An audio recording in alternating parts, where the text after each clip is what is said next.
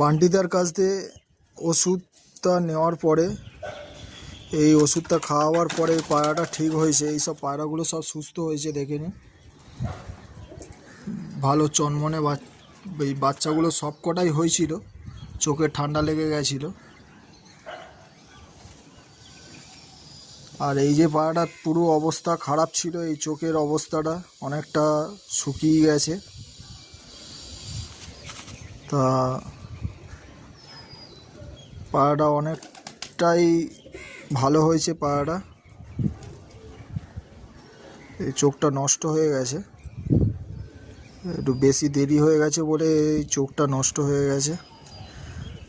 তা পায়রাটা এখন চনমনে হয়ে আছে। পায়রাটা মরে যাচ্ছিল, পায়রাটা বেঁচে গেছে। বান্টিদা খুব উপকার করেছো। এই যে ওষুধটা এই খাওয়াবার পরে এখন ভালোই সুস্থ আছে।